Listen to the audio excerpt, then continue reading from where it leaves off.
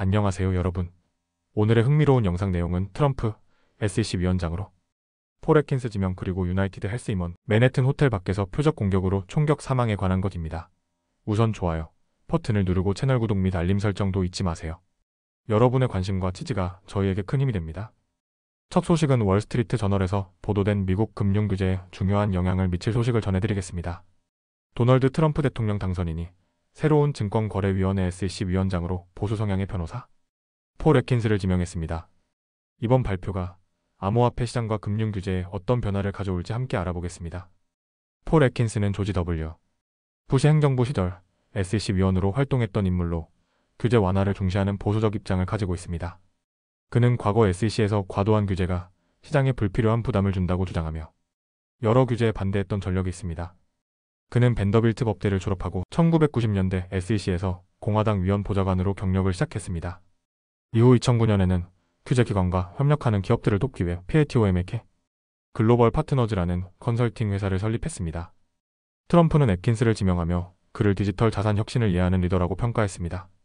애킨스는 SEC의 암호화폐 기업에 대한 강경 대응이 과도하다는 입장을 가지고 있으며 암호화폐를 포함한 디지털 자산 시장에 보다 우호적인 환경을 조성할 가능성이 높습니다.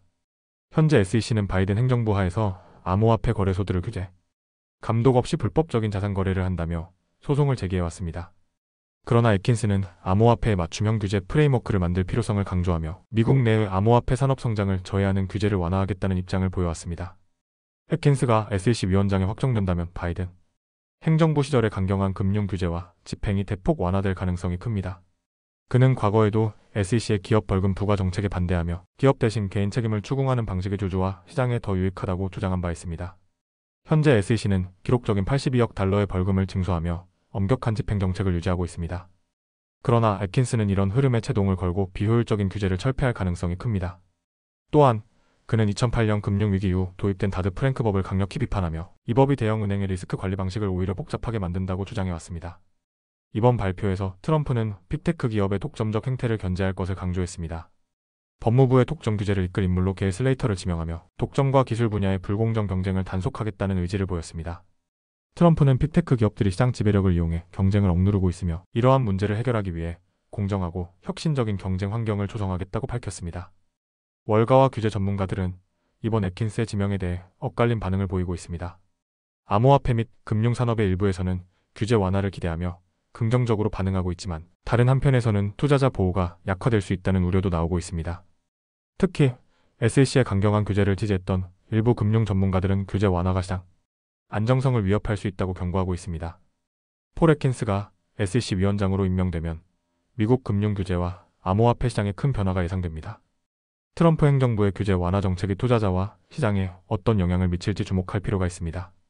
다음 소식은 미국의 대표적인 경제신문인 월스트리트 저널에서 보도한 충격적인 소식을 전해드리려고 합니다.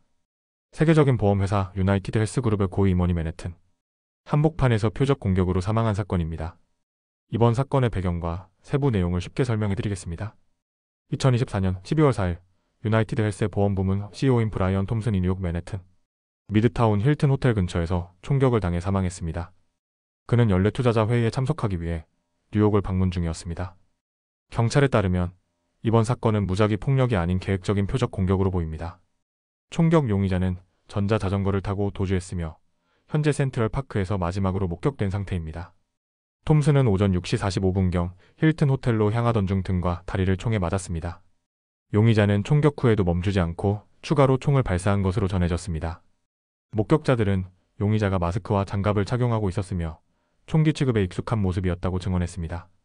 사건 후 톰슨은 병원으로 이송되었으나 끝내 사망 판정을 받았습니다.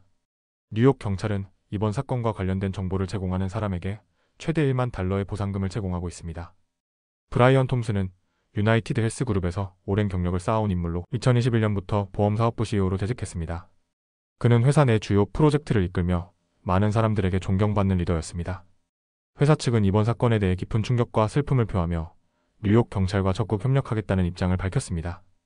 유나이티드 헬스의 CEO인 앤드류 위티는 톰슨은 회사와 많은 사람들의 삶에 큰 영향을 미친 특별한 인물이었다며 애도의 뜻을 전했습니다.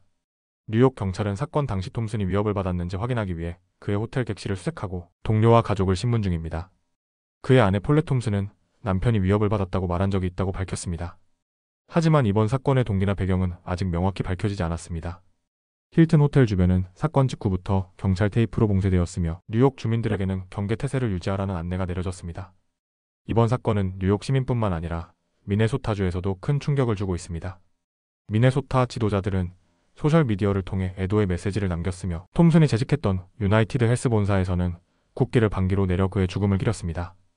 브라이언 톰슨의 죽음은 단순한 범죄 사건을 넘어 많은 사람들에게 충격과 슬픔을 안겨주었습니다. 유능한 리더이자 가족의 중심이었던 그의 죽음은 회사와 가족에게 큰 공백을 남겼습니다. 현재 뉴욕 경찰은 용의자 수색에 총력을 기울이고 있으며 사건의 전말이 밝혀질 때까지 수사는 계속될 예정입니다. 여러분께서도 이번 사건과 같은 뉴스에 관심을 기울이며 주변의 안전에 주의하시길 바랍니다. 오늘은 여기까지입니다. 다음 영상에서 더 유익하고 흥미로운 내용으로 찾아뵙겠습니다. 이 영상은 투자 의견이 아닙니다. 매우 고맙습니다.